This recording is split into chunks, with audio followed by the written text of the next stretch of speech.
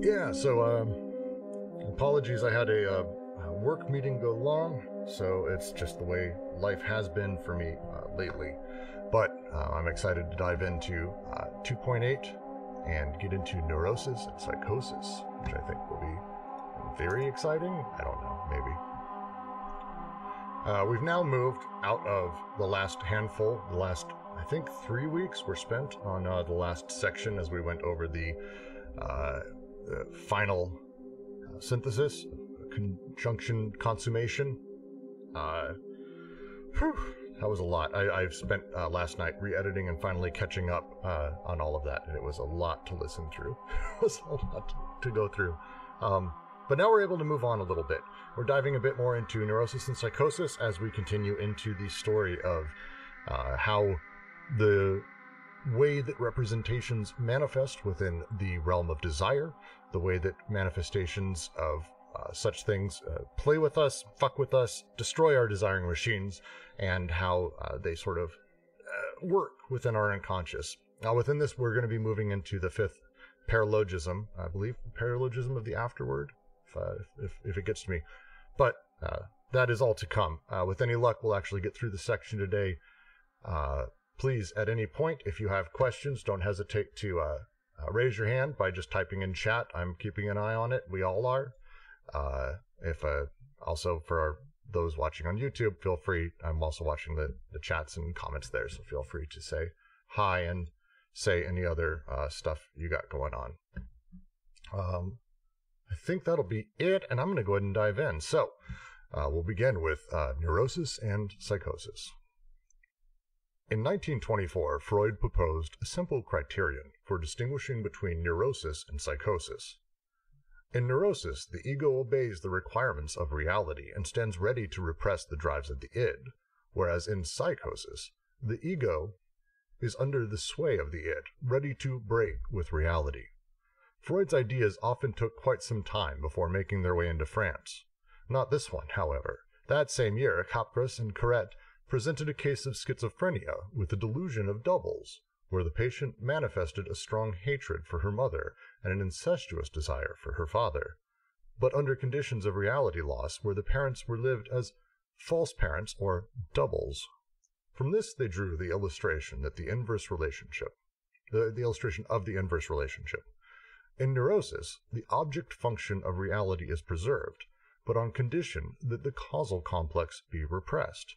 In psychosis, the complex invades consciousness and becomes its object, at the price of a repression that now bears on reality itself or the function of the real. Doubtless, Freud was merely insisting on the schematic character of the distinction, for the rupture is also found in neurosis with the return of the repressed, hysterical amnesia, obsessional cancellation, while in psychosis, a regaining of reality appears along with the delirious reconstruction. The fact remains that Freud never dropped this simple distinction, and it seems important that, following an original path, Freud encounters again an idea dear to traditional psychiatry, that madness is fundamentally linked to a loss of reality. Thus, there is a convergence with the psychiatric elaboration of the notions of disassociation and autism, hence the reason, perhaps, for the rapid diffusion that the Freudian account enjoyed. Very quick thing I want to make sure I note on, because we had this discussion last time and I just want to nip it in the bud. Autism here is not, the medical terms used here are not the medical terms as we may know them in common modern parlance. Autism and dissociation, they have some similarities in terms of like how they're sort of used, but autism here is catatonia, effectively, as far as we discussed last time.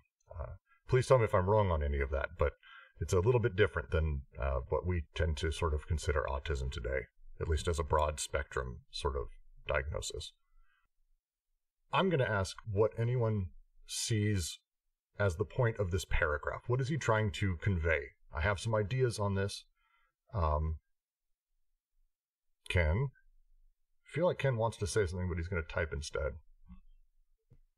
He's on a business and pleasure call. Ah, of course.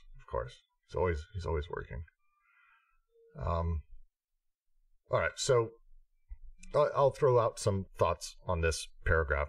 The opening here is talking about how we view neurosis and psychosis from a psychoanalytic perspective. On the one side, they talk early on about Freud, saying that, just to say very clearly, in neurosis, the ego obeys the requirements of reality and stands ready to repress the drives of the id. Neurotic is a person who absolutely is attached within reality and is sort of within that and able to have sort of, that's the space they live in, and they're basically repressing their neurotic tendencies, the id, the drives underneath them. The other direction is psychosis, where the ego is fully under sway of the id, ready to break with reality. This switch, they then talk about, very quickly moved on to France, where the illustration of the inverse relationship. In neurosis, the object function of reality is preserved, but on condition the causal complex be repressed. A neurotic in this case is one that has the complex. If it's able to be repressed, they have this repression happening with them, and reality is only able to be preserved if they are able to have that complex repressed, say Oedipus complex. In psychosis, the complex invades consciousness and becomes its object. The complex becomes essentially reality to them, the price of a repression that bears on reality itself. Now repression is actually about reality. They're repressing reality in favor of the complex. This is what causes psychosis, according to Capgras and Corrette. It's a very specific sort of juxtaposition they're setting up for what is to come as we start discussing how Oedipus plays a role within neurosis and psychosis, and then also how the neurotic and the psychotic play possibly within a slightly different mentality if we were to break this down in a schizoanalytic way, which we will be doing. This is just the first paragraph. That's my breakdown of it, if anyone agrees or disagrees. This is what happens when Twin Peaks enters the chat. Right, everybody goes silent. But I like where you're off to. I'm reading a little bit differently in the sense that we're talking about. So they're talking about how Freud. This seems to get into Freud's use of like the reality and the pleasure principle, right? Where the id works with the pleasure principle, right? So we're talking about desire and source of desire, going all the way back to 1.1, right? What a mistake to have said the id. And we're talking about how there's the pleasure principle is there for the Freudian schema, and how the id works with that, but how the ego works through the reality principle, right? So the id will put forward a drive, right? And the ego's got to use the reality principle to kind of direct that, right? So this makes you a neurotic because you can at least do something about your drives, right? In a certain sense of speaking, right? Because they're talking about consciousness here. Whereas for the psychotic, right, the ego goes with the drives. So where I see Oedipus coming in here, right, because we've talked about desire as the production of the real here, right? And so this is interesting, as what they seem to be pointing out here is the production of the real is going to be, in a sense, the states for Oedipus, as I'm reading this, because when Oedipus enters this, right, like it sounds like the id doesn't start Oedipalized here, but with Oedipus we kind of have more so like the conditions of pleasure and reality that Oedipus is going to work through, or rather work with here. I think I can get with that. The second half of the paragraph where they start talking about, the Freud was merely insisting on the schematic character of the distinction. He says, the rupture is found in neurosis with the return to the repressed, the obsessive sort of nature of the way that the repressed sort of rupture in reality continues to push back on the neurotic, while the psychotic, the delirious reconstruction is how reality sort of comes along with and this sort of rupture in that setup. And to them, Freud never dropped the distinction between kind of these setups. And the final point here is, I think the important part is that madness is fundamentally linked to a loss of reality. And that's the thing that they keep pointing towards for all of this, that it's about, madness is about a disconnect from reality, the rupture from reality, whatever it may be. And that's kind of I think the end of their point here. They finish, hence the reason perhaps for the rapid diffusion that Freudian account enjoyed. This is sort of the natural way we view dissociation, or people at the time especially, they viewed autism as being, they simply can't engage with reality. People were assuming this about madness in general. Oh, they can't have reality. They've got to have something wrong with them. Reality is, we'll come to see, and they've already discussed, it's the social, the socius, the social network that they're part of, and their ability to sort of take it in a healthy way, which is kind of where a lot of this comes from, at least in the Freudian side. Yeah, and this is kind of interesting, right? Because we're seeing how Oedipus here, in terms of repression and that, right? Part of what Oedipus works with is the states of reality and desire, right? So, just like you're saying, right, dissociation from reality, right, which is going to be madness here, is something like pleasure kind of spilling into everything, right? Or more directly, perhaps, for Deleuze and Guattari's argument, right, that desire simply happens, right? Um, without kind of fetters in a certain manner of speaking, right? And so this is kind of interesting because we're seeing like Oedipus here, right? We're not necessarily talking about a superego here, right? But Oedipus does something to reality and desire here, right? And this is kind of how we're going to understand the psychotic and the neurotic in terms of the reality and pleasure principles. And with that, I think I'll move to the next paragraph, because it's short one, but sort of dives right into what you're talking about. What interests us is the precise role of the Oedipus complex in this convergence. For if it is true that the familial themes often erupt into a psychotic consciousness, we would be all the more surprised, in line with the remark by Lacan, if Oedipus were in fact discovered in neurosis, where it is supposed to be latent, rather than psychosis, where it is to be held to be patent. But isn't it true instead that, in psychosis, the familial complex appears precisely as a stimulus whose quality is a matter of indifference, a simple inductor not playing the role of organizer, where the intensive investments of reality bear on something totally different? Social, historical, or even cultural fields.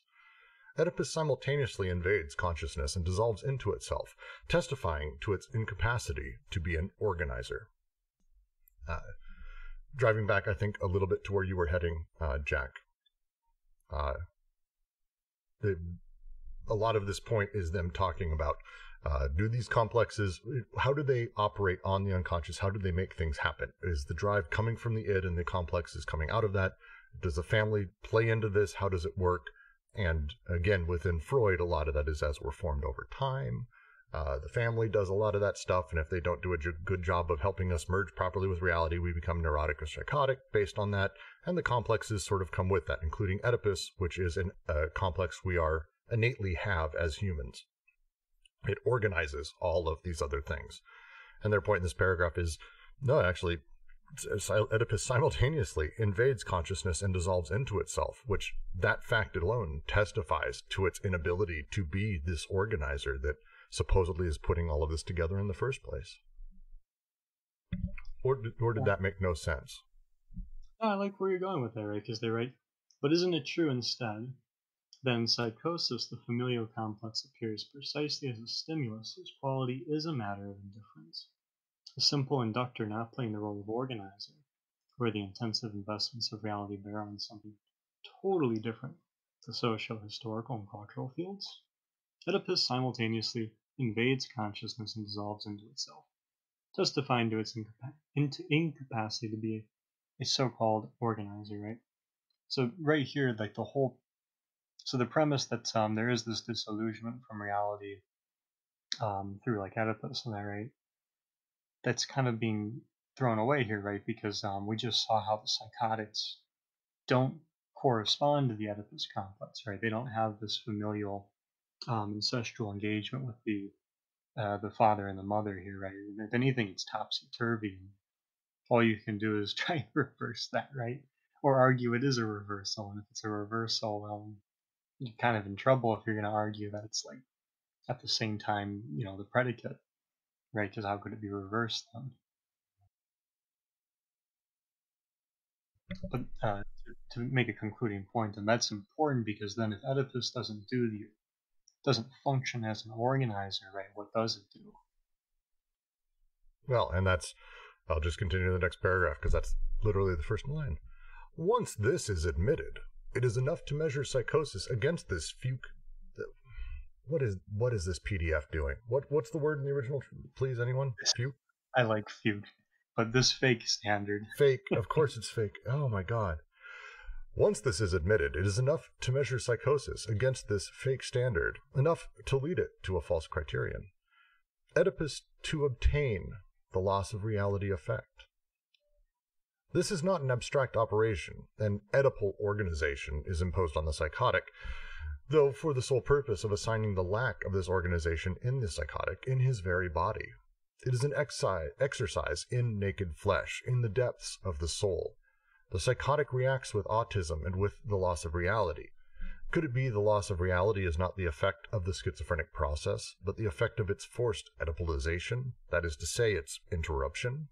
Must we correct what we were saying a little earlier and suppose that some tolerate Oedipalization less well than others? Thus the schizo would not be ill within the Oedipus complex, from an Oedipus arising all the more in his hallucinated consciousness as he lacked it in the symbolic organization of his unconscious? On the contrary, he is ill because of the Oedipalization to which he is made to submit, the most somber organization, and which he can no longer tolerate. He who has gone on a distant journey, as though one were constantly bringing back home the person capable of setting whole continents and cultures adrift. He is not suffering from a divided self or a shattered Oedipus, but on the contrary, from having been brought back to everything he had left. A drop in intensity to the body without organs is 0. Autism. Schizo has no other means of reacting to this, blocking all of the investments of reality, the barriers placed before him by the Oedipal system of social and psychic repression. As Lang says, they are interrupted in their journey. They have lost reality. But when did they lose it? During the journey, or during the interruption of the journey? So here they're asking one of the big questions of a lot of this, which they've been hinting at quite a bit, and now they're starting to get at really harsh. The question is, commonly thought in psychoanalytic sort of history, and this is across the board from Freud to Lacan, the idea is you're a psychotic, you're already broken, you're already on a broken journey of schizophrenia, and that is what you need to be helped by. You're already broken. Then the question would be, we bring you back, we heal you, great, we Oedipalize you, yay then. But wait, this kind of happens hand in hand. So the question is it that the person's already broken, or that they're, as they would say, they're on a journey, and we grab them and we force them into a very specific box, and at that point is when they get broken, but we blame it on the journey. And that's their question they end with here, is during the journey or during the interruption? It's not equals 0. I'm going to go back to that. A drop in intensity of the body without organs equals, it's O, Michael? I think the way I read that, at least, is when they talk earlier in this book and also later in 1,000 Plateaus, they talk about like the 0 intensity body, the body without organs, with its like purely mechanistic automatic responses to things. Like, it's not incapable, but like all the stimulus the body without organs received is reacted to in like a machinic, engineered, automatic function. It has no like intensity in and of itself. So like I that's what I read here when they're talking about a drop in intensity to the body without organs equals 0. Okay, maybe it's a translation too, but on my book it's definitely an O, like it's round. So. Well, it may be. I mean, they have a lot of I do believe their intention here is to mean what Ben said. They may be trying to be clever about it, where the intensity of the body without organs is O, oof, egg, 0. Yeah, it's also the first letter of organ, so maybe it's a pun here. Yeah, and also autism sounds like it's starting with an O. Yeah, the big deal here is the phrase they have here, the whole thing, and it's a thing that they've referenced elsewhere, so I can be fairly confident in, I think, what they're trying to get at, which is that having been brought from everything back to everything he had left, the intensities of the body without organs are earned via the intensities of experience, the actual lived realities and connections that a person has had. A schizo would have that as well. So they would be going out and connecting on their, like, out on a walk, seeing the trees and everything, all of that. But then we pull them back and we say, oh, no, everything you left behind, this other thing, the zero, the before experience, you get to lose all of that intensity, and now you go to this, and that's to them the catatonia. I'm going to start saying catatonia instead of autism, but that's the realm they're playing in here. So it's the schizo has no other means of reacting to this, blocking all of his investments of reality, the barriers placed before him. It's the natural reaction to this is to just drop to zero. Heat death. Heat death is the word I use for it. The lack of intensity at all, no movement, just there. Reminds me of Superman. But yeah, I think that's pretty much it, because, right, so the question being, what does Oedipus do? Well, maybe it doesn't organize desire, right, especially if it's dissolving into consciousness, right? Right, because it's not feeling conscious. So it seems what it does is it affects the schizophrenic processes by kind of damming them. Not in the sense of hell, but damming like a beaver dams, right? So you're seeing desire here kind of reacting to perimeters being established, right? So I'll continue. Because now we're discussing, again, where the complex enters, where Oedipalization messes with a person. Where did they get the sickness from? Is it from the journey, or is it during the interruption of the journey? Hence, another possible formulation of an inverse relationship. There would be something like two groups, psychotics and neurotics, those who do not tolerate Oedipalization and those who tolerate it and are even content with it and evolve within it, those on whom the Oedipal imprint does not take and those on whom it does. Quote, I believe my friends cast off in a group at the start of the New Age with forces for a practical explosion that thrust them into paternalistic deviation that I find depraved. A second group of loners, of which I am a part, doubtless constituted by centers of collarbones, was deprived of any possibility of individual success at the moment they were engaged in laborious studies in innate science. With regard to them, my rebellion against the paternalism of the first group placed me, from the second year, in a socially difficult position that was growing more and more suffocating. So, do you believe these two groups are capable of being joined? I am not too angry with these bastards of virile paternalism. I am not vindictive. In any case, if I have won, there will be no more struggles between the Father and the Son.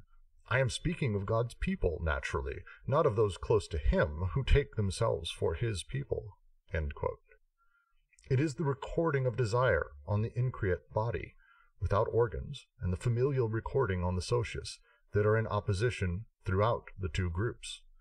The innate science in psychosis and the neurotic experimental sciences, the schizoid eccentric circle and the neurosis triangle. This is a lot here.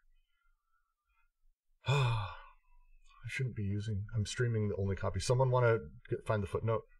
Oh, webcam parrot, why don't you dive in real quick while I find this footnote? Well, I just thought it was interesting that in an earlier section, they talked about the Oedipus with respect to a certain way of doing psychoanalysis as the thing that induces but does not do the organization. And this book is largely about organization, with the exception of one thing, which is of course the thing which lacks organs, right? The thing that is not organized, the body without organs. And it almost seems like they're saying that to the psychoanalyst, Oedipus, what they are sort of perhaps unknowingly here calling the body without organs, in that it's like the background, much like the body without organs is the background for all of the intensive properties to occur on, right? The Oedipal is the background by which everything else to the psychoanalyst happens on, and is all coordinates correspond to the Oedipal in some way. And I also think it's interesting that they've started talking about the body without organs again after not talking about it for such a long time. For several sections, they haven't mentioned it at all, and now suddenly they're coming back to it in this section. And absolutely, it's a really great point, because the timing is, because we're kind of, if we want to look at the last three sections, the BWO and its implications on the first handful of paralogisms, I think is, I don't want to say negligible, but it's not really the point, like the big thing. But here they're definitely going to be getting into that, so that's really fair. Although I don't know if that's... The question came up a lot of times earlier into the reading, where it was like, oh, what's an example of a body without organs? And I don't know if the Oedipus is the best way to answer that question either, but they seem to be implying something like that, at least.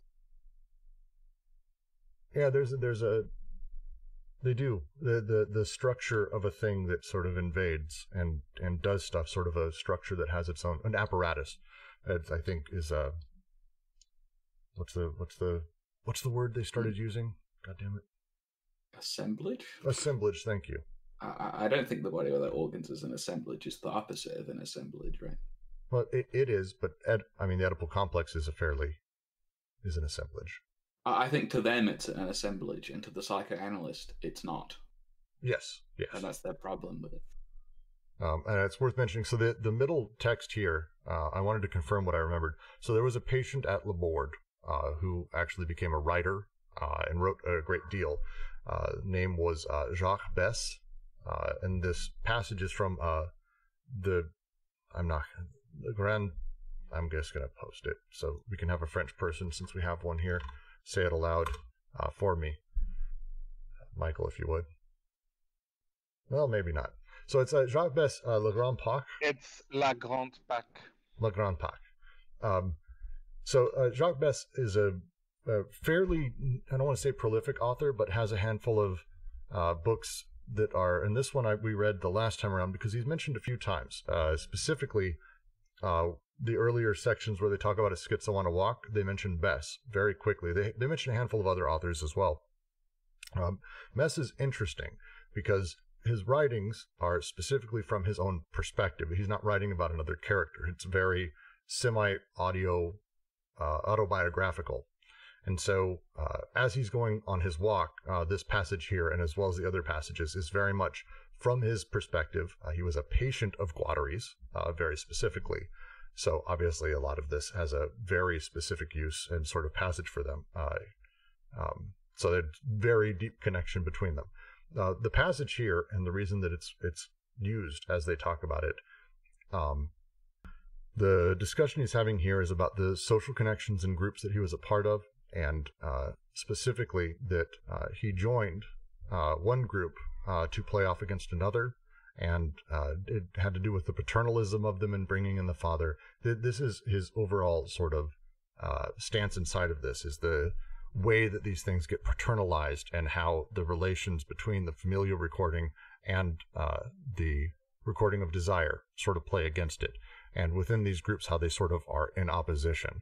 Specifically, they do summarize this. I just want to make sure I go over that by saying it is the recording of desire on the increate body without organs and the familial recording on the socius that are in opposition throughout the groups.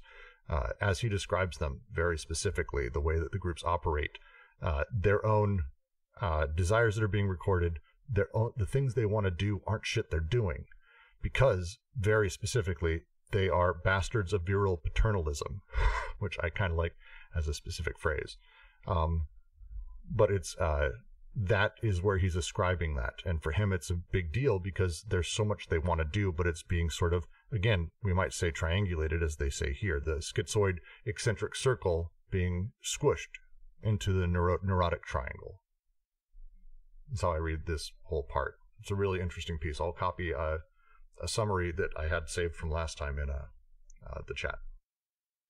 Yeah, and I really like how Webcam here you kicked this off, because you're asking, I think, one of the guiding questions for this chapter, and certainly going into the next chapter, right, which is what makes Oedipus possible, and by extension, what does Oedipus do, right? So we've seen the three paralogisms, right, and how they play into Oedipus. We've now seen the fourth paralogism of displacement, right? And we've seen Oedipus in relation to all that. And now we're seeing Oedipus in a relationship of the body without organs, right, and the socius, right? And this is kind of interesting because now we're focusing more directly, even though we haven't gotten too deep into the socius in this book yet, on how Oedipus relates to the two, right? All right, I will continue to the next part. On a more general level, it is the two kinds of use made of synthesis that are in opposition. On the one hand, there are the desiring machines, and on the other, the Oedipal narcissistic machine. In order to understand the details of this struggle, it must be borne in mind that the family relentlessly operates on desiring production, inscribing itself into the recording process of desire. Clutching at everything, the family performs a vast appropriation of the productive forces. It displaces and reorganizes in its own fashion the entirety of the connection and the hiatuses that characterize the machines of desire. It reorganizes them all along the lines of the universal castration that conditions the family itself. Quote, "A dead rat's ass," said our toad, suspended from the ceiling of the sky. But it also redistributes these breaks in accordance with its own laws and the requirements of social production. The inscription performed by the family follows the pattern of its triangle by distinguishing what belongs to the family from what does not. It also cuts inwardly along the lines of differentiation that form global persons. There's daddy, there's mommy, there you are, then there's your sister. Cut into the flow of milk here, it's your brother's turn. Don't shit here, don't take a crap here. Cut into the stream of shit over there. Retention is the primary function of the family. It is a matter of learning what elements of desiring production the family is going to reject, what it is going to retain, what it is going to direct along the dead-end roads leading to its own undifferentiated, the miasma, and what on the contrary is going to lead down the paths of a contagious and reproducible differentiation. For the family creates, at the same time, its disgraces and its honors, the non-differentiation of its neurosis and the differentiation of its ideal, which are distinguishable only in appearance. I stumbled on that one because I've had to tell my son not to take a shit in the place. So that's a thing I've done. So there you go. I'm the bastard, apparently. That's the thing. I can only assume that this is just how families operate, like no matter what sort of time frame, at least within nuclear family capital. But man, it was just like I was reading that. I was like, fuck. I had to tell Dexter that. I think you're onto something about like this just being like the general operation of families. Even if you go back to like Buddhism and Confucianism and like old Chinese philosophy, like the whole point is to use like the family and like the family social status as a repression mechanism for people's behavior.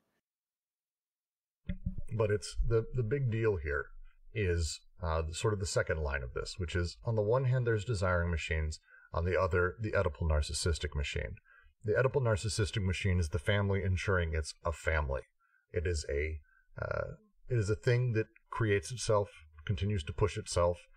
That once it's created, once it's a thought, once it's part of how things are organized, it does what it can to keep that thing going, and it's again kind of the way that works. Retention is the primary function of the family.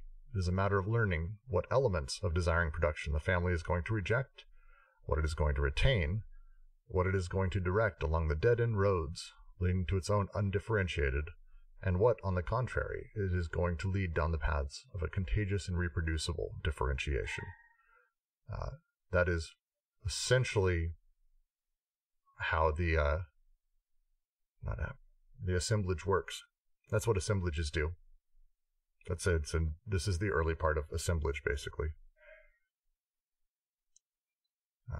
Families reject some things, they allow others, they encourage other behaviors and incentivized their own replication and continuation, just like when I told Dexter not to shit where he shit, or when your son looks up at you and goes, "I'm a cat," and that's a problem, by the way. Just if you ever have kids, don't your kid ever does that, and he's 2.5, he's taking a shit somewhere.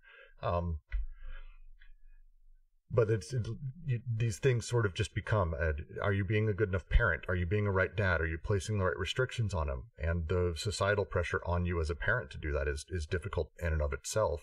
But again, this is their conversation they're having, is the syntheses are in opposition. Dexter's desiring machines are doing what they're doing, and they're always going to do what they do. My job role inside of a family, and my wife's, is to sculpt him into a person who can survive within society well. And you'll hear people say this a lot. My job is to make sure I'm preparing my child for the world. This is even the nicest, kindest parents. That's how they talk about it. And this is how you do that. Prepare them for the world. And what it means is to properly mold them into something that's allowed to function inside of how society works. At least that's how I read this. And I know I'm probably taking it overtly personally, because that's the way that goes, but hey. Well, I mean, that's it, though, is this opposition between the socius and the body without organs, or more directly between the familial and just the unconscious, right? So, like we said, right, we've got desiring machines being affected by the Oedipal, right? So we've got like the schizoid process encountering what I'm calling damnation, right? But just barriers, right? And I don't want to say dissociation, but breaks with social investments, right?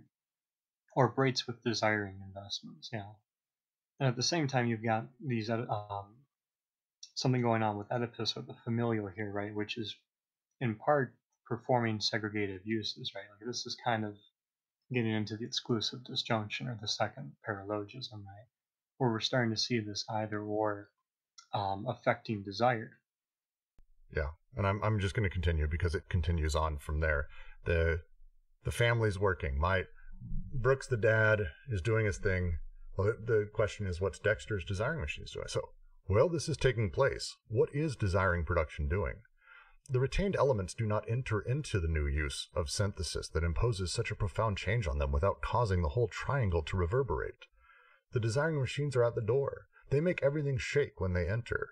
Moreover, what does not enter causes perhaps even more vibrations to be felt. The desiring machines reintroduce or attempt to reintroduce their deviant cuts and breaks. The child feels the task required of him, but what is to be put into the triangle? How are the selections to be made? The father's nose or the mother's ear, will that do? Can that be retained? Will that constitute a good Oedipal incision? And the bicycle horn? What is part of the family? It is the triangle's job to vibrate, to resonate under the pressure of what it retains as much as what it thrusts aside. Resonance, here again either muffled or public, disgraceful or proud, is the family's second function. Family is at the same time an anus that retains, a voice that resounds, and a mouth that consumes. Its very own three syntheses, since it is a matter of connecting desire to the ready-made objects of social production. Go buy Madeleines and Combray if you really want to feel the vibrations. I don't have the slightest clue what the fuck that means. Proust. It's Proust. Of course it's fucking Proust. I mean, that's like the most famous part of Proust, the episode Proust of the Madeleine. The Proustian reference. Not all of us have an instant read and understand the moment. That's the most famous, so please, come on. Okay, so Proust is writing in Swan's Way in the first chapter. Combray, the narrator, eats this cookie. It's called a Madeleine. A cookie is maybe not the right word. Biscuit. And it's more of a cake. It's cake. Yeah, They're cake cakey. is the They're right cakey. word. Yeah. It's just like and it's soaked with a type of like tea that infuses it with a certain flavor, and it all of a sudden calls up a memory that he's not considered basically in years, and it floods back in like perfect memory, him eating this Madeleine as a child, his aunt dipping it in like a special medicinal tea and giving it to him in her house that his family would spend the summers in Cambrai in France, and then the like whole city in its like essence comes back to him in his memory, and it like exists as vibrant as it ever did. And it's like this really well written linguistically vibrant section of Swan's Way that is referenced in a lot of other media. So then is this reference here is pointing towards the fact that the vibrations are all around it. The triangle's job is essentially to vibrate, to resonate, and he is basically going through this hyper nostalgic sort of, here I may have desiring machines, but here is how they're formed, and these ready-made objects of social production are sitting there waiting for him. Kind of. I think when they say like the family is at the same time an anus that retains, a voice that resounds, and a mouth that consumes, its very own three syntheses, since it is a matter of connecting desire to the ready-made objects of social production. Go buy Madeleines and Cambrai if you really want to feel the vibrations, right? So there's something happening here where desiring production is getting linked with social production, right? And that in of itself gives us three syntheses, right? Or we're seeing three syntheses used to do this connective work. Yeah, I think the whole, there's like the main project in Search of Lost Time is sort of like the delineation and definition and sort of experience of time and losing time and wasting time and regaining time and finding time in its essence. But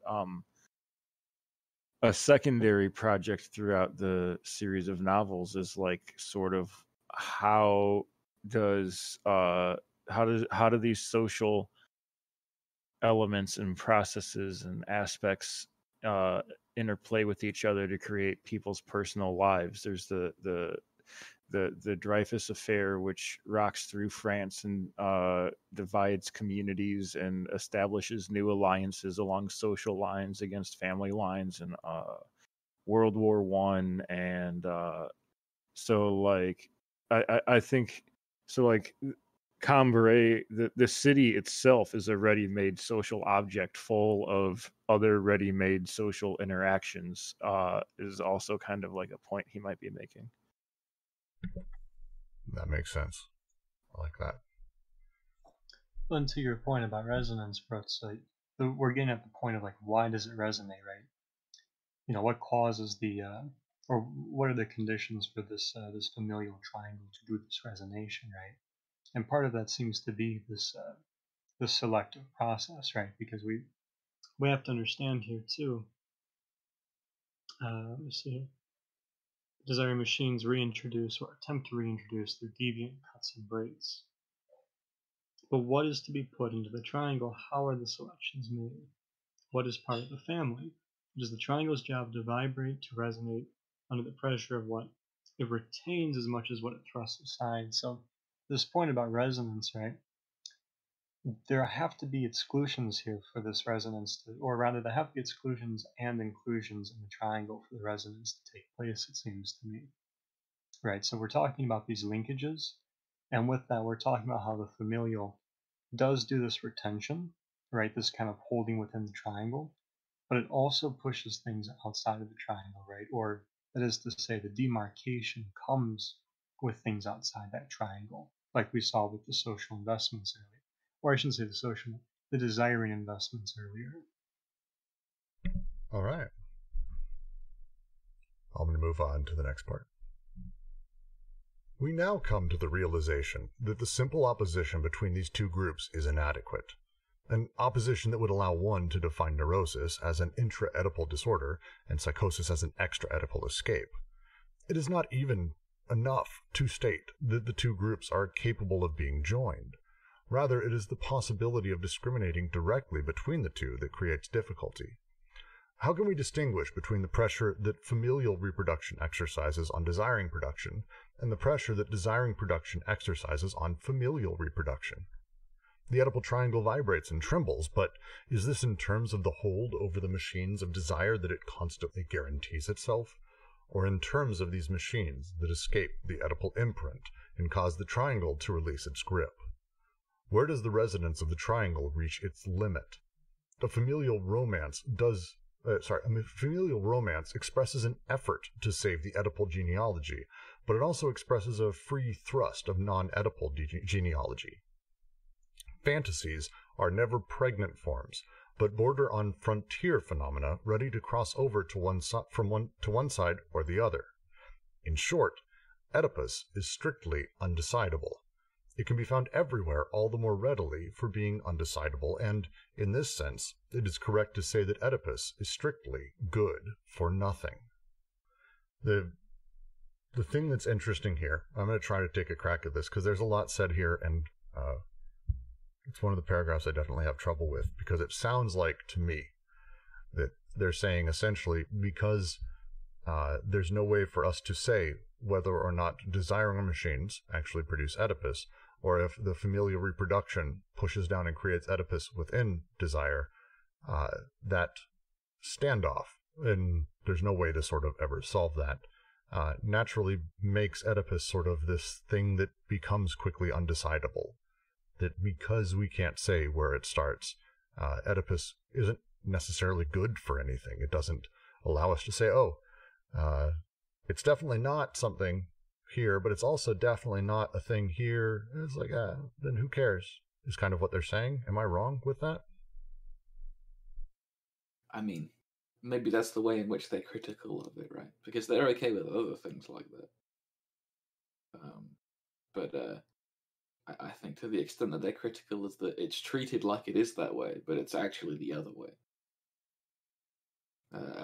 As in, some would like to think that it doesn't make a statement on whether something is good or bad, but then is frequently used as such. Oh, I like that, actually. It's ascribing sort of an ethics to Oedipus is their problem with it, saying, it's good or bad, or we need to eliminate it, or we need to do that. Like, no, it's a complex, sure, but to say it's created in one place or another, we have no way of knowing, so let's set it aside and talk more about the things that actually create such things, or could create such things, or be involved in that, and sort of sidestepping it entirely. Yeah, because I don't think they necessarily have a problem with Oedipus just existing, right? It's the application of Oedipus in a specific way that's very common. Of course, yes. That they're being critical of. Yes, absolutely. It may be called anti-Oedipus, but they're actually not against Oedipus as a thing. They're against Oedipus as a determinate thing, and the structure that we've given it and the power we've given it within how it forms us. Maybe anti-Oedipalization would be a better title. Yeah, anti-Oedipalization is probably a better one for sure. Ken, can you say why you disagree with fantasy not being pregnant, and maybe give for those of us who maybe didn't see much issue there, how do you interpret the phrase fantasies are never pregnant forms, but border on frontier phenomena? All right, cool. Well, we'll give you a second to get in the other room.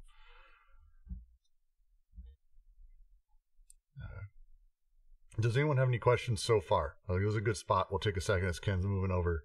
Does anyone here have questions, thoughts, issues about what's happening, or who's talking here, or anything that's being said? Like, now's the time. Let's do it. So, I suppose you can hear me all right.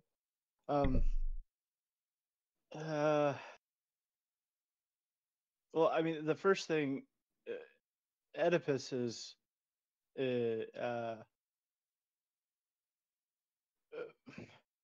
makes being in existence all one thing, and that's the failure not to be. So under the guise of Oedipus and psychoanalysis, and this is like going back to Freud's idea of like specific idea of the death drive being the return to in organic state or whatever, that being is a fundamental failure of non-being.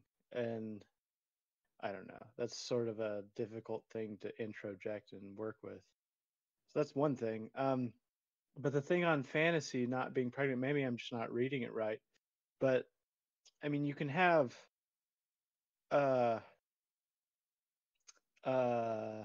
autopoetic fantasies, you know, and they don't initially have any sort of meaning per se until someone tells you what it means, and then that's a problem because that quashes desiring production. But maybe I misread it, but I sort of want to hold on to fantasy being an important aspect of desiring production, I guess. But maybe they just mean specifically the Oedipal fantasy, you know, maybe not all fantasy. But it's interesting here because they're calling fantasies phenomena, so it sounds, to me, this sounds like we're talking about the conscious here, or at least the pre-conscious maybe, but it sounds like part of Oedipus is that fantasies, because Oedipus is, so like this is kind of what we were getting at with like the anti-Oedipalization versus anti-Oedipus, right? The trouble with the neurotic and the psychotic, right, is it's not that we can define one as intra-Oedipal and the other as extra-Oedipal escape, right? So you can't just be psychotic to get out of this. It's not enough to say that two groups are capable of being joined. Sorry, that you can be neurotic and psychotic. Rather, it is the possibility of discriminating directly between the two that creates the difficulty, right? So they're kind of conflating, it seems to me. And this seems to be the point about Oedipus being strictly undecidable, is that, you know, whether you're neurotic or psychotic here, there seems to be a kind of Oedipal condition for that, right? Because Oedipus seems to be, you know, we talked in the beginning about like how the reality and pleasure principle at stake, and Oedipus seems to be kind of working with those two here. And so I guess like fantasy, what's happening to it is in relation to this Oedipal sort of confluence, right? Fantasy seems to be something happening at like at least pre-conscious or conscious level, right? So it's not something that the unconscious seems to be producing here directly. It seems to be something that is pushing into consciousness, and therefore, right, like Oedipus is, as we conclude here, right, Oedipus is good for nothing here. So any pregnancy wouldn't, you know, what are you going to do with that in terms of Oedipus, right? It doesn't pregnate anything. Yeah, I would want to de-Oedipalize fantasy there first, because to make it more coherent, the psychoanalytic view is the idea that, and I think maybe Freud said this somewhere, maybe not, that, you know, it's sort of like the way a crystal lattice breaks. Like the whole idea is that subjectivity is caused by failure, and a crystal lattice breaks along typical lines. And for psychoanalysis, those three lines are the neurotic, the psychotic, and the perverse, and each three have a specific relationship to whatever psychoanalytic structures. So I guess I won't go into them, but I mean, that's already a problem, right? Because already right there, you're reducing all of contingent being into contingently being a subject into three modes. And so you can only have three types of, and that just seems like empirically wrong. Well, I think their use of fantasy throughout, just as a quick mention, I think might be a thing worth having a secondary discussion on. They have the line in here where they say that dream and fantasy are to myth and tragedy as private property is to public property, which seems to be more sort of indicating they all are essentially the same thing, but we've separated and siphoned off specific parts by choice rather than by function. And that kind of is how they get into a great deal of this. And their major critique of psychoanalysis is sort of about playing with that and how the representations that they discover inside of this universal libido or whatever, like, get reanimated and made subjective to extend mythic and tragic contents to infinity. That's a quote from later on in the book. So I think when we talk about their use of fantasy or dream or myth or all of these things, these large-scale representations, I think their usage is very different than what we might traditionally be using for it. Yeah, so like Lewis Carroll, for example, in Alice, right? There's synths there, and there's all sorts of weird ways to go. You aren't funneled into 3 ways of being produced as a subject, like insofar as the unconscious produces subjectivity.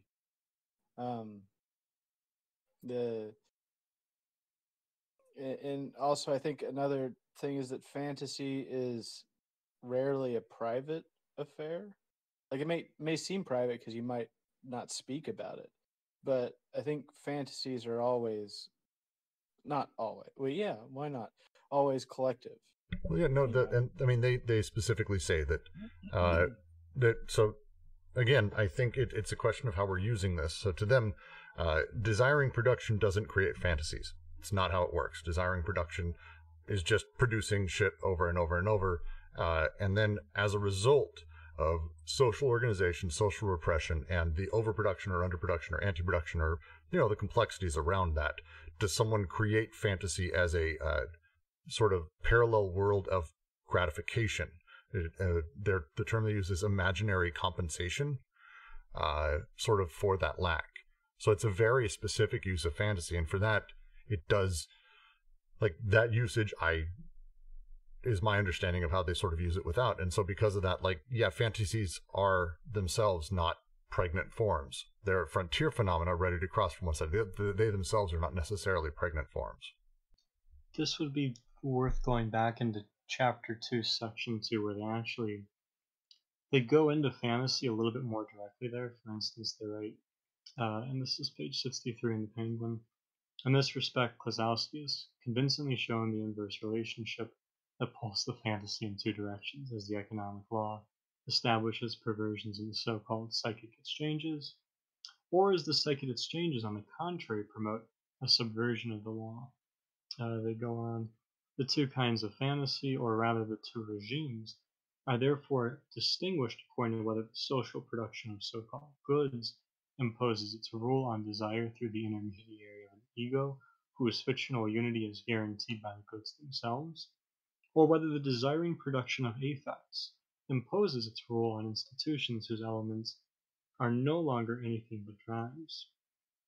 So the point being that there is a little bit more discussion of fantasy, and I even see a little bit on repression going on.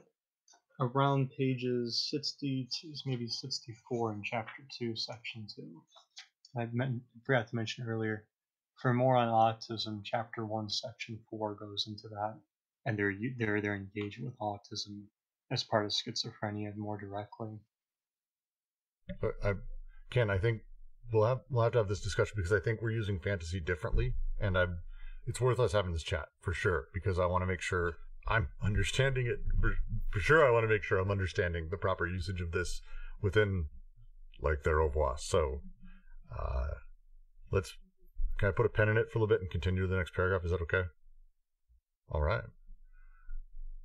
Let us turn to the beautiful story of Gerard de Nerval. He wants Aurélie, his fondest love, to be the same as Adrienne, the little girl of his childhood. He perceives them as identical, and Aurélie and Adrienne, both in one, are his mother. Will it be said that the identification as a perceptual identity is here a sign of psychosis? One that encounters the criterion of reality, the complex invades the psychotic consciousness only at the price of a rupture with the real, whereas in neurosis, the identity remains that of the unconscious representations and does not compromise perception. But what is there to gain from inscribing everything on Oedipus, even psychosis? One step further, and Arlie, Adrian, and the mother are the virgin. Nerval seeks the point where the vibration of the triangle is at its limit. Quote, "You are simply seeking for a dream," says Arlie. Everything is not inscribed in Oedipus without everything at its extreme, fleeing beyond the reach of Oedipus. These identifications were not identifications with persons from the viewpoint of perception, but identifications of names with regions of intensity that provide the impetus toward other, still more intense regions, stimuli of one sort or another that set in motion another journey altogether, stases that prepare for other breakthroughs, other movements, where the mother is no longer encountered but the Virgin and God. And twice I have crossed and conquered the Acheron.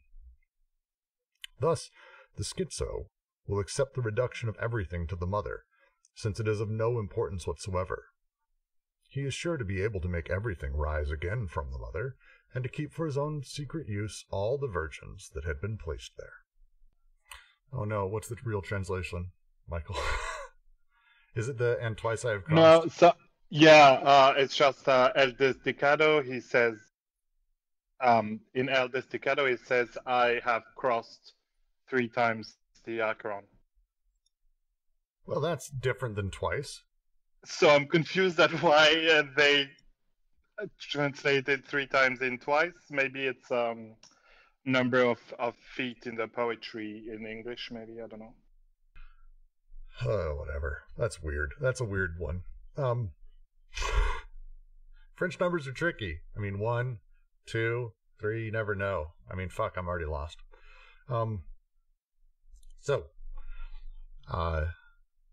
This is essentially continuing the same argument. They're utilizing Gerard de Nerval and his story as an explanation of this, and breaking it down even further to continue talking about what we get from Oedipus in this situation. Is it this or is it that? And ultimately, they're all the Virgin Mary. Are they all God? They all come down to those archetypes ultimately. And everything can be squished into that. Because, as they say, the schizo will accept the reduction of everything to the mother, since it's of no importance. He's sure of being able to make everything rise again from the mother, and to keep for his own secret use all the virgins that had been placed there, all the things that he had connected get put there, and he's able to pull them back. Sure, he's able to go in. And they continue this. I actually think I'm just going to dive to the next paragraph, unless there's a comment on this one, because it continues the same line of thought very, very quickly.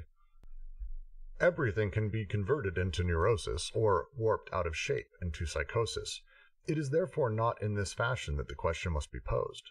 It would be inaccurate to maintain an Oedipal interpretation for the neuroses, and to reserve an extra Oedipal explanation for the psychoses. These are not two groups.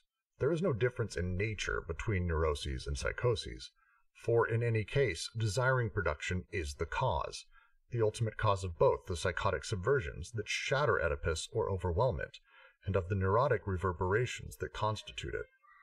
Such a principle takes on its full meaning if it is related to the problem of actual factors.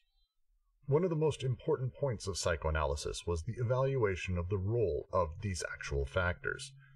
Even in neurosis, insofar as they are distinguishable from the familial infantile factors, all the major dissensions were linked to this evaluation. The difficulties bore on several aspects. First, the nature of these factors. Were they somatic, social, metaphysical? Were they the famous problem of living, through which a very pure desexualized idealism was reintroduced into psychoanalysis? In the second place, the modality of these factors. Did they act in a negative, privative fashion by mere frustration? Finally, their moment, their own time. Was it not self-evident that the actual factor arose afterward, and signified recent in opposition to the infantile, or the oldest factor that could be sufficiently explained by the familial complex? Even a writer like Reich, so careful to situate desire in relation to the forms of social production, demonstrating thereby that there is no psychoneuroses that is not also an actual neuroses, continues to present the actual factors as acting by means of a repressive deprivation, those sexual stasis, and as arising afterward, which leads him to maintain a kind of diffuse Oedipalism, since the stasis or the actual privative factor only defines the energy of the neurosis, but not the content, that for its own part refers to the infantile Oedipal conflict, this old conflict becoming reactivated by the actual stasis. To read the Reich footnote. All neurotic fantasies can be traced back to the child's early sexual relationship to the parents. However, if it were not continually nourished by the contemporary stasis of excitation which it initially produced, the child-parent conflict could not, by itself, cause a permanent disturbance of the psychic equilibrium. Well, I mean, in a nutshell, right, we talked about how, like, there's this kind of problem with the neurotic and the psychotic are sort of conflating, right? It's hard to differentiate them. And so it seems like in either case, right, Oedipus is the point of departure and arrival for them, right? Could you repeat, please? I think I phased out. Sure. It seems like part of the thing with, like we said earlier, right, the problem with the neurotic and the psychotic is how do you kind of differentiate the two, right? Because they seem to sort of, they seem to, if not be conflationary, at least have a confluence, right?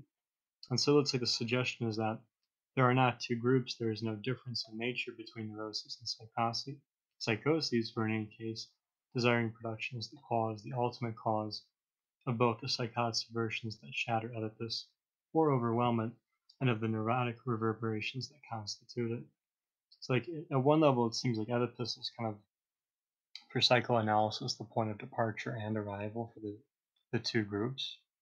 But let's say Deleuze and Guattari are going even further, right, to say, but more kind of directly, right? Desiring production is the cause, the ultimate cause of both the psychotic subversions that shatter Oedipus or overwhelm it, in either of those points, and of the neurotic reverberations that constitute it. I mean, and that's the huge difference that I've been seeing between.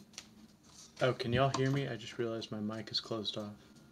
Yes. You're good. Cool. Between what Deleuze and Guattari are doing in psychoanalysis is desire. Like, that is the gulf of difference between the two, because desire is not, the Prius or whatever, the prime mover or whatever in the oceanic gulf. For psychoanalysis, you start with need that can't be articulated. So, an infant cries just because it has unpleasant sensations or something, but it doesn't even necessarily have a knowledge of why it's crying is the idea, and only does the meaning of its cries get impinged on it. So the parental figures feed it whenever it cries, and then over time through repetition, it's like, oh, I'm crying because I'm hungry, and then you get demand, which is the articulation of this unarticulatable need that's just, I guess it would stand in the same place as intensity.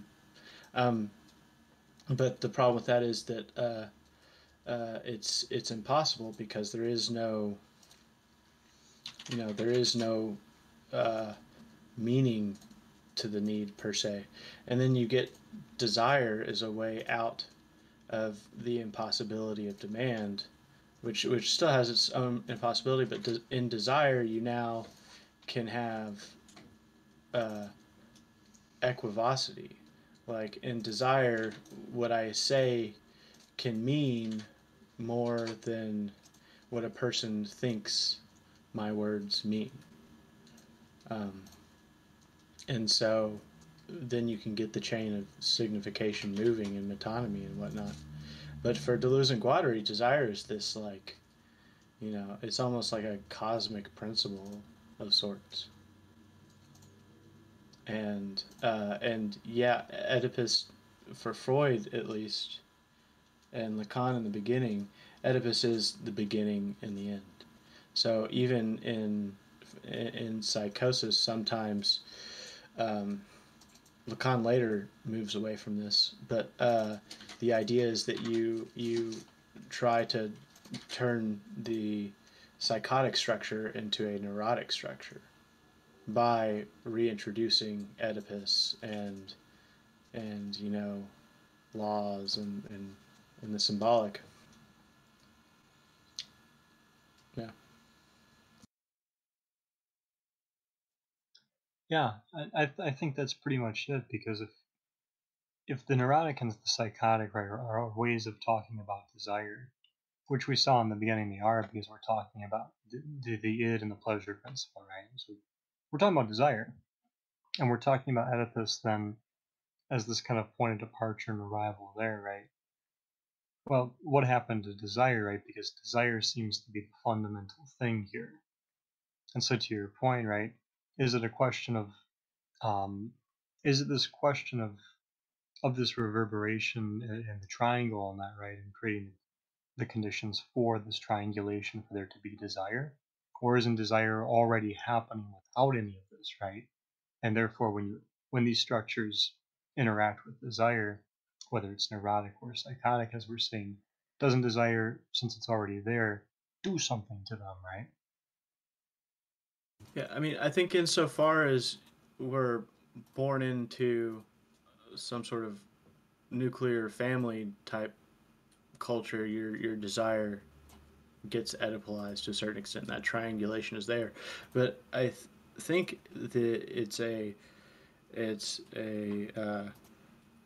it's an obvious notion that adolescents then try to get outside of the daddy, mommy, me, in rebellion, and the psychoanalytic practice actually isn't so bad, because they're really against this kind of interpretation that attributes a single meaning to the so-called analysand's words. Like, they want their interpretation to be ambiguous, so any number of directions can be taken. But then the next move is to bring them right back into that triangulation, to say that, like, all their whatever fantasies, in this way of speaking, reverberate back to daddy, mommy, me, and that all your troubles have to do with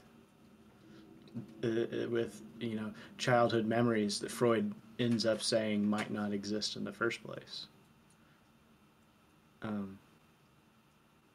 So little column A, little column B, it sounds like it's hard to not start in Oedipus, insofar as that's how our culture, society, whatever, is structured. But to be able to get out of Oedipus, I think, is I don't want to say a natural thing, but it seems to be attempted everywhere. But only insofar as we become, tamed so-called animals, that we get brought back into Oedipus. And the funny thing about that is that this symbolic order thing actually makes you more aggressive and more all of these other things. So it doesn't actually tame you. It makes you enjoy more, and it produces almost the perfect capitalist subject in that way. Love it. All right. I'm now going to move to the next paragraph. Good combo. I just want to make sure we keep moving.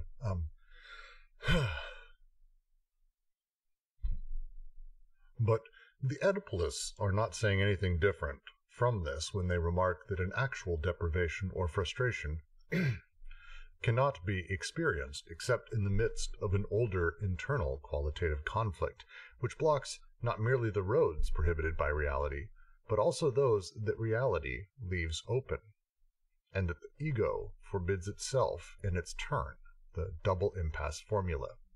Quote, could one find examples illustrating the diagram of actual neuroses in the prisoner or the concentration camp victim or the worker harassed by work?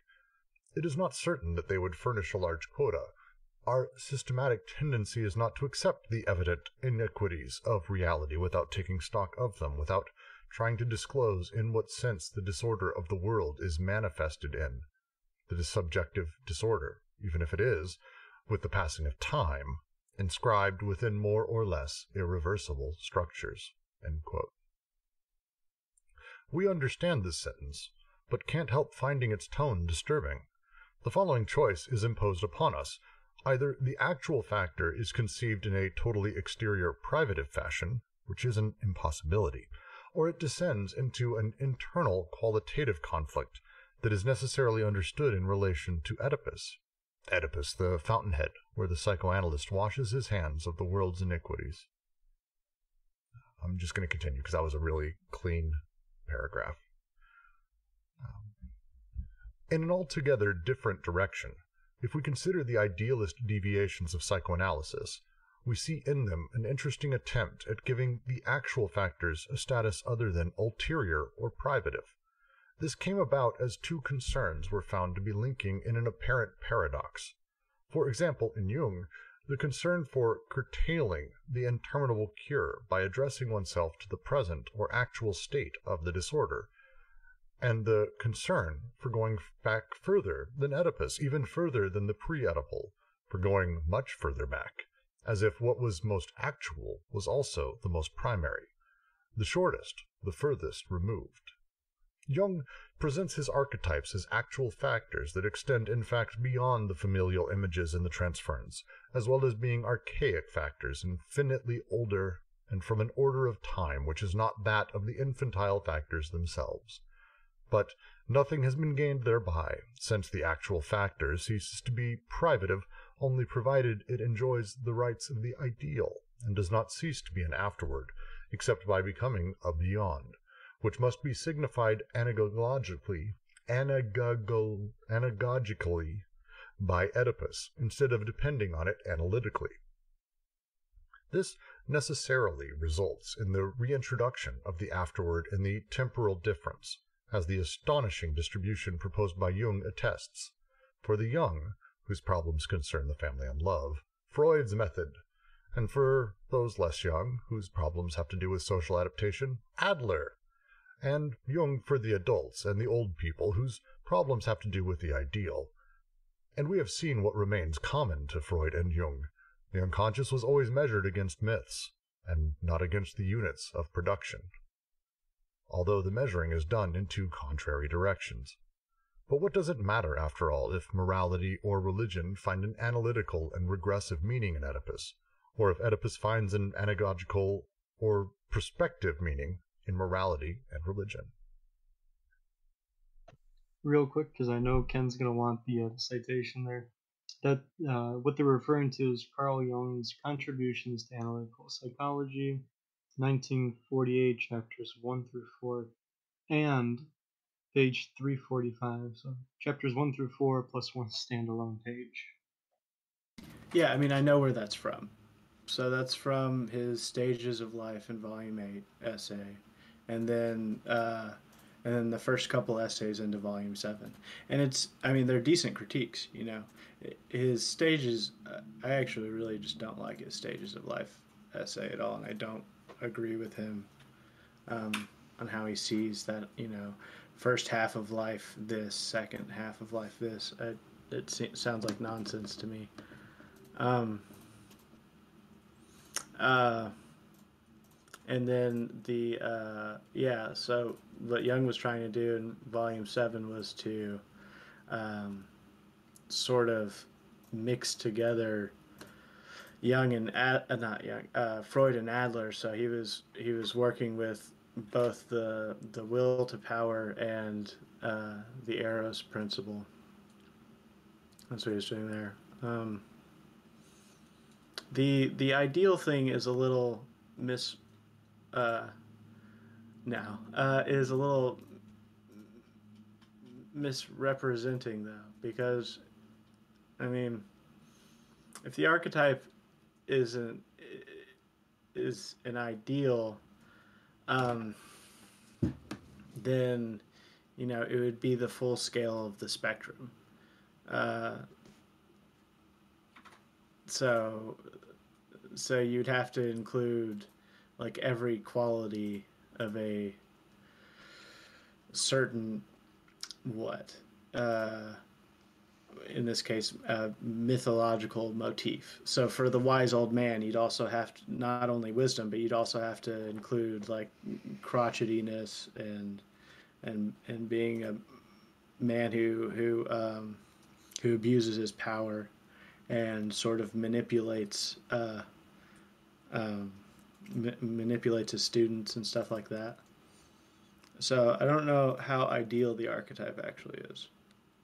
And even then, that's the archetypal image. So he draws a difference between this irrepresentable psychoid sphere and then the archetype as such. And the psychoid archetype actually reminds me of the body without organs.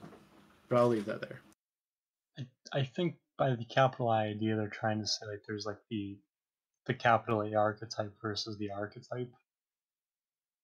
So like the suggestion would be that like there's an archetype that's maybe it's like a form or perhaps it's like a noumena here, and then there's like the archetypes that are just kind of sort of emanated from that. Yeah, so like a really terrible one is like the creation of Joseph Campbell, right? With his hero, how every story is the hero myth, and then he sort of idolizes that. Jung doesn't do that, that's garbage. Jung suggests that insofar as you mime the hero, you're becoming a flat collective figure, and you're going to be sacrificed at some point. So I don't hate Campbell, but he did some damage. I'm not. Did you hear that, Brooks? No, what? Shh. Star Wars. Oh, dude, no one mentioned Star Wars. Like I didn't hear that at all, and I'm just going to continue. I'm not a fan of the Campbell. It's a long story. It's fine. We're moving past Star Wars. God damn it, Jack. To the next paragraph. We maintain the cause of the disorder, neurosis or psychosis, is always in desiring production, in its relation to social production in their different or conflicting regimes, and the modes of investment that desiring production performs in the system of social production. The actual factor is desiring production, insofar as it is caught up in this relationship, this conflict, and these modalities. Nor is this factor either ulterior or privative. Being constitutive of the full life of desire, it is contemporary with the most tender age, and it accompanies this life with every step. It does not arise after Oedipus. It is in no way presupposes an Oedipal organization, nor a pre-Oedipal organization. On the contrary, it is Oedipus that depends on desiring production, either as stimulus of one form or another, a simple inductor through which the anOedipal organization of desiring production is formed, beginning with early childhood, or as an effect of the psychic and social repression imposed on desiring production by social reproduction by means of the family. The term actual is not used because it designates what is most recent, but because it would be opposed to former or infantile. It is used in terms of its difference with respect to virtual. And it is the Oedipus complex that is virtual, either inasmuch as it must be actualized in a neurotic formation as a derived effect of the actual factor, or inasmuch as it is dismembered and dissolved in a psychotic formation as the direct effect of this same factor. It is indeed in this sense that the idea of the afterward seemed to us to be a final paralogism in psychoanalytic theory and practice. Active, desiring production, in its very process, invests from the beginning a constellation of somatic, social, and metaphysical relations that do not follow after Oedipal psychological relations, but that on the contrary will be applied to the underlying Oedipal constellation defined by reaction, or else will exclude this constellation from the field of investment constituting their activity. Undecidable, virtual, reactive, or reactional, such is Oedipus. It is only a reactional formation that results from a reaction to desiring production. It is a serious mistake to consider this formation in isolation, abstractly, independently of the actual factor that coexists with it and to which it reacts. I'll dive in. There, he's back. This middle one I want to reread. It is Oedipus that depends on desiring production, either as stimulus of one form or another, a simple inductor through which the anatopical organization of desiring production is formed, beginning with early childhood, or as an effect of the psychic and social repression imposed on desiring production by social reproduction by means of the family. Okay. If we jump back and we start going back to all we've talked about with desiring production and how it forms and how it works through the syntheses and how it's produced and how it operates, all of that stuff that's happening, the connections and disconnections, the desiring machines, everything that's going on, all the desire that's being produced, Oedipus depends on that to be created. Oedipus doesn't exist prior to that. The material that creates Oedipus, the stuff that makes Oedipus a thing, which we'll get into in a second because there's a whole fight we're about to have about virtual and actual. I know we've done it before. Just stay here with this part. Desiring production basically creates all of that. Now, it's either that it stimulates, it's the inductor through which the anatopical organization of desiring production is formed, which happens with early childhood, or it's an effect of the social and psychic repression imposed on desiring production by the social reproduction by means of the family. The difference in regimes, the larger, giant social regime, the molar, and the family and all of that, it pushing down on desiring machines. That's the other way it gets formed. This central thing, if there's and I know why it's in italics, this is the part that matters to really begin to understand, and because a lot of this and the functionality of how Oedipus is created and stimulated and all of that is in chapter 3 going to be coming front and center. So if you're having trouble understanding this, please, now would be the time to start asking them questions for sure. So I'll leave questions. We'll talk about that section. We'll get to the second part in a second, which is a whole thing. But this first part, everyone good there? I mean, I'm going to assume that means everyone grasps everything. But again, it's the utilization of family as that repression. Oedipus is either stimulated from beneath, because it plays inside of the psyche, by desiring production that kind of forms around it and produces it beginning with early childhood, or as an effect of the psychic and social repression imposed upon it by the social reproduction of the molar side of the desiring regimes, the social side of things, through the family, as they've talked about at this point. They use the term actual here. The actual factor is desiring production. Oh, God. Do I even want to start down this road? I want to get through this rest of this chapter today. Let's just keep it in the confines of this, though, because if I follow this, what they're basically trying to argue is like, so if you take Oedipus to be point of departure and arrival, then, well, of course, desire is going to begin and end with Oedipus, right? Or, and this is how I think the retrospection works, right? Because so that's what it was. Well, it had to be Oedipus, right? Because that's where, like, okay, reality and pleasure principle, so it's going to start and move toward Oedipus, right? But it sounds like more fundamentally, right, desiring production is the condition for all of that, right? And so that moving forward doesn't necessarily rely on Oedipus, but instead Oedipus needs that in order to either be actualized or in order to do like what I'm calling like a damning. Because you're right, last time we had like I think it was like a 30-minute discussion on the virtual, the actual, and the real. Yeah, it's but we'll skip that whole fight because that ended up taking up far too long, but it was like 2 weeks. It was stupid. Look, the last two sentences are kind of the really important gist and thrust of that whole thing he's talking about there. Oedipus is only a reactional formation, a formation that results from a reaction to desiring production. Again, the formation previously, commonly in psychoanalytic thought, even Lacanian thought, it is not a reactional formation. It is prescriptive formation. It's there. It is a thing. It is itself its own formation, and things form within it or react with it. They are being very clear here. This is a reactional formation. Desiring production makes it, stimulates it, and sets it up, or social factors come in and pressure from the top to create it. It reacts.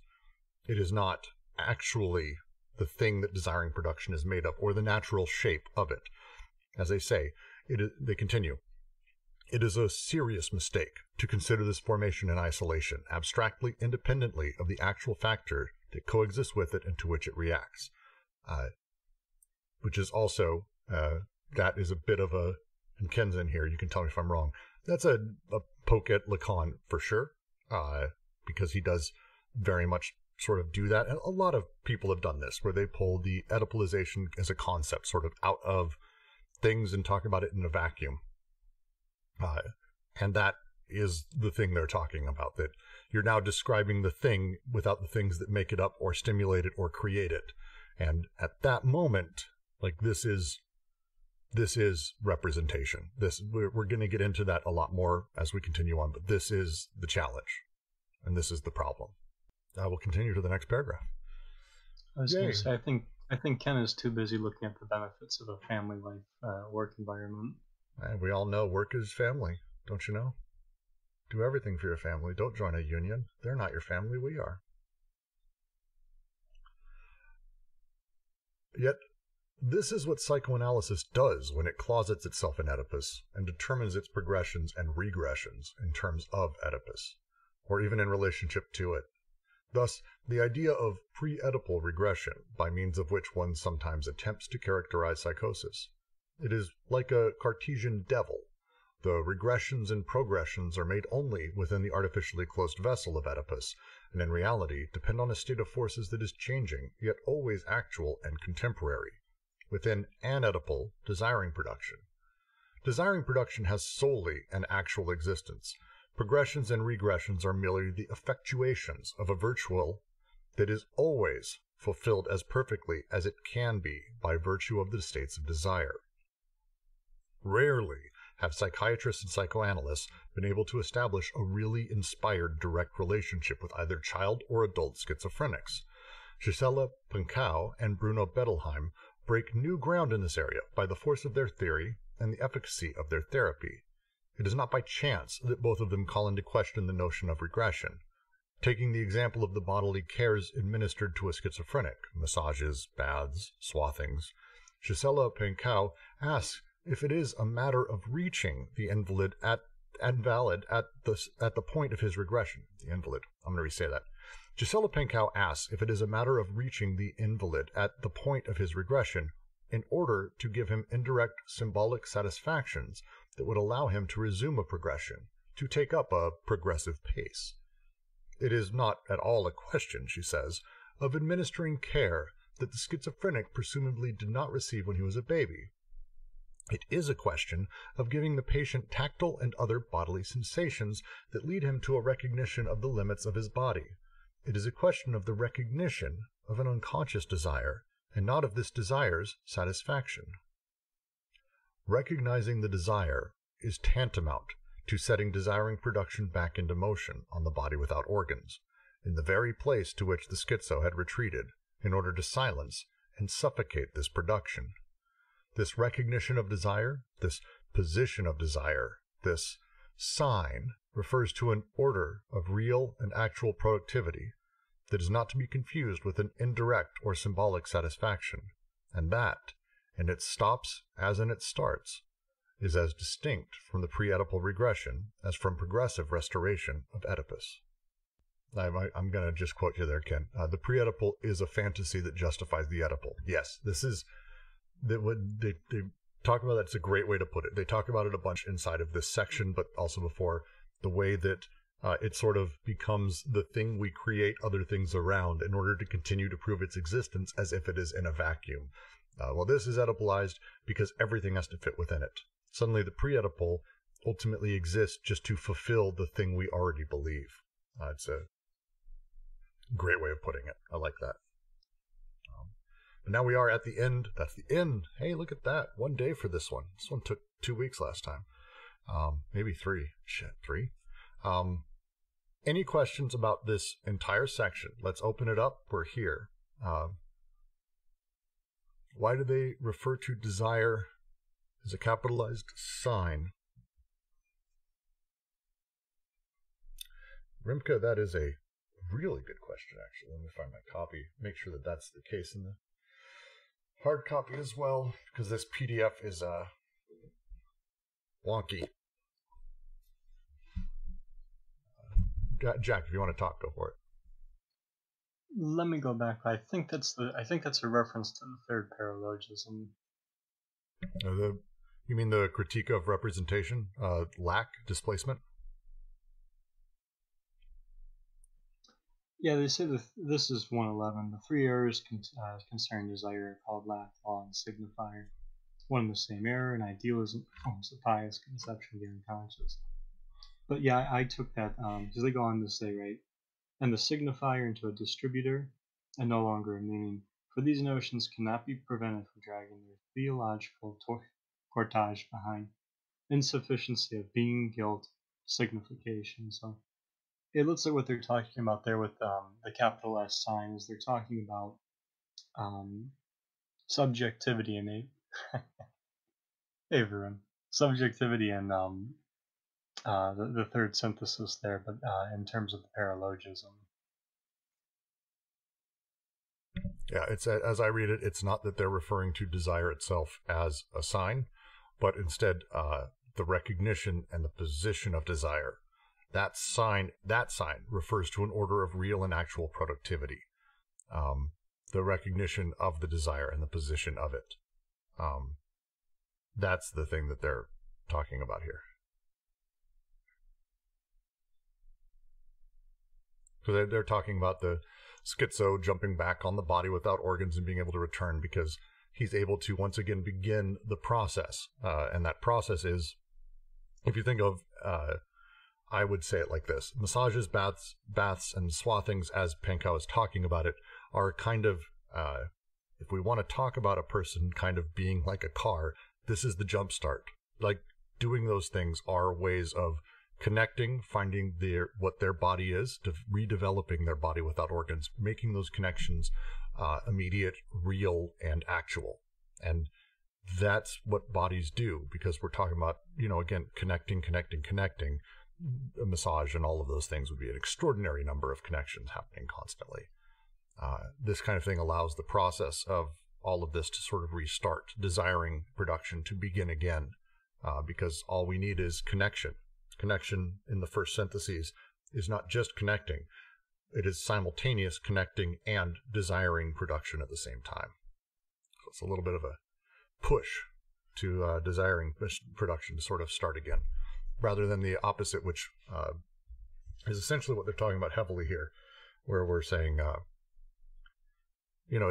pushing someone back on the BWO and collapsing them because we want them to be Oedipalized. That's why the schizo does that. They can't connect to anything. Their connections stop. You're halting the machine as it's moving. The fuel stopped with everything else. They can't. You can't have connections without the desiring production, and desiring production requires connections and disconnections. This is, they're not like, I would say that they're symbiotic, but that's assuming that they're two things. They're not. It's an immediate, intense, singular of both of them.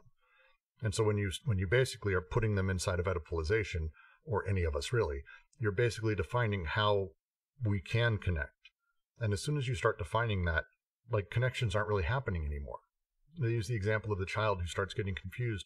Well, can I touch that? Is that part of family? Is this mine? Is that mine?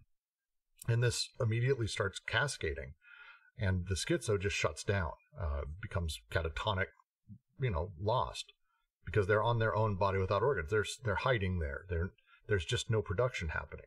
So by jumping back in and going, well, we're going to do massages and baths and these other bits of essentially touch therapy, which is what it is a chance for people to start that process back up and to kickstart their battery going again. Yeah, and I should add to that, like the difference between the signifier and the sign, right? So this is page 112. Put back under the yoke of despotism whose effect is castration.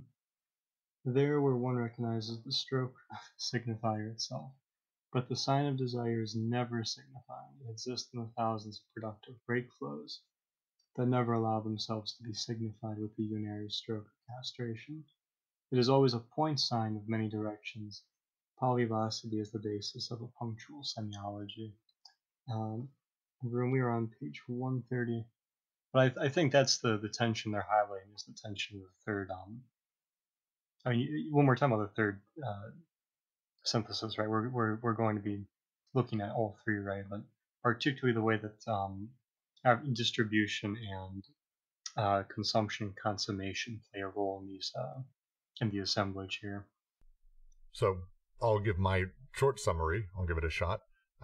These last few sections, and some of them have been very long, this is about talking how representation, we've been using Oedipus as the example of it, but we're talking about how such a thing interacts with the unconscious, how such a thing plays within the unconscious with Oedipus, and how it plays with the connecting of desiring machines, the disconnecting of them, and the creation of signs on the body without organs. As Webcam Parent said, we're coming back around to that. And then now talking about kind of the afterward, as they say it, which is the sort of assumption of the whole person that places social repression itself second to psychic repression, that our problems are coming solely from within. We need to work on ourselves, be triangulated and Oedipalized. We need to see a doctor. It's my fault, my problems, my family as I was growing up, blah, blah, blah. But as they talk about it, we're talking about ultimately desiring machines that fuels all of it. And we're finally coming to that. Desiring machines are fueling the whole thing. Desiring machines are part of it. So let's actually talk about how they operate. Let's realize that such a thing as Oedipus can only exist as a result, as a reaction to desiring machines, that it's built by desiring machines. The form is made by desiring machines. However it's made, that's still the case. So we need to step back and not talk about how Oedipus, or representation, is this sort of core nature and the thing that forms us, but let's talk about how we actually create the thing that forms Oedipus. That's my takeaway, since no one else is talking. Yeah, I'm curious about what the status of the internal is for Deleuze and Guattari. Meaning? I don't know. That's the thing. Because, I'm going through difference in repetition, and he uses internal there sometimes, and, difference in itself. But, this whole problem with suggesting the Oedipus as an internal thing, like you have in ecology, you have this thing called the chronosystem, where you have a microsystem and then a few layers, and then the macro system being the cultural order or something. But putting Oedipus in the microsystem, I don't think that's what they're doing. No, yeah, I'm just trying to flesh it out. I think they're doing the opposite of that in a way, saying that Oedipus is somehow maintained, quote unquote, externally, but I don't see how. I favor the whole non-orientable surface thing, where inside and outside are sort of just totally contingent and there's nothing necessary. They're almost faculties of identification. So I was just wondering what the status of internal and external is for. It's an open question. I have no idea. You know, I'm generally hesitant to say that they believe in even internal or external. Their whole entire thing around molecular and molar, I think, would be the closest that they come to saying such thing. I think they use these terms to be like internal and external because they're topographical more than anything, and again, terms that are a little bit easier to sort of grasp what they're trying to say. But to me, it like Oedipus, the way they're describing it, it's if there is a place where social repression and structures have a pressure down, and desiring machines almost are continually pushing up, where they meet, where they slam together, that sort of space right there that's a little fuzzy and not really either molar or molecular, that's where the formation of Oedipus starts being made by the combination of my family that is sort of molding me, society that is molding me, my desires pointing upwards, and the generalized incentivizations of the way I'm being raised and all of that. Yeah, I think it's going to depend there because the molar molecular is one way of distinguishing two regimes, right? Just like social production and desiring production are two ways of distinguishing regimes. But if you mean it in like the personal and the collective sense, like the way I think about it is because they have a point where they say like I believe they say something to the effect of obviously the personal and conscious is insufficient, but so too is the collective, right? Because I think what they try to argue is that desire flows with the unconscious as they're conceiving it, right? Desire moves in and out of what we would want to call a personal, collective, unconscious, right? So you're always in a collective, you're always in like a collective assemblage, is modern way to call it, right? And so whatever what's happening to you is happening in this context, and there's connections there, right? And so I don't think you have anything like, if you mean internal, I don't know if it would always. I don't think you can have anything purely individual where there's no like social context or social relationship. But likewise, everything social, right? There would be no, because it all seems to move in and out for them. Yeah, I mean, I will go as far as to say that the body itself is a collective, right? Because the body, in and of itself, expresses an entire evolutionary history. And you can sort of see Deleuze's vulgarized Leibnizianism in this, but in that expression of an entire history, it's already a collective body as well, despite just being, on our sort of sensible level, one collective body. But in the depths, it's going to be just this mass process involving many other things. So the problem there is a vulgar Leibnizianism is a Newtonian calculus rather. See, this is what I mean. No one should listen to what you're saying. That's the best joke I'll tell all week. And we'll get into the difficulty with using a term like individuals inside of something like this is we aren't there yet. We aren't talking yet about, like, we've only had the conception and talk a little bit about the creation of the subject and how it works within different people. Saying that things are different between individuals, absolutely. Like, there's a reality to that in terms of treatment, for example, in terms of, there's a lot of that. The question of whether something is shared or not between individuals starts getting into that, okay, there's a larger chat to have with all of that, with the implications sort of across multiple books from Deleuze and Guattari and multiple bits of reading from a lot of people. I'm more hesitant to say we should dive into that right now. It's a great question, though. Like, it's getting really at the core of what they're talking about here, which is, again, the ego, which is naturally, the Freudian way. The ego is made, the triangle, the ego, id, and superego. And everyone just naturally needs to learn, that they shouldn't fuck their mom because they really want to. They also want to kill their dad. They need to learn not to do that. They need to learn these things because they already have this pre-designed set of desires. And they're like, no, desire is powering that. Can we talk about desire and realize that formation was actually something that's made after desire's already been produced? And if that's the case, we need to step away from the idea that Oedipus is a thing, that the pre-Oedipal is like a real thing, that we need to actually talk about how these things function and how it all works. And they're like, get really to the material realities of psychiatry. Yeah, guilty on all three. All right, cool.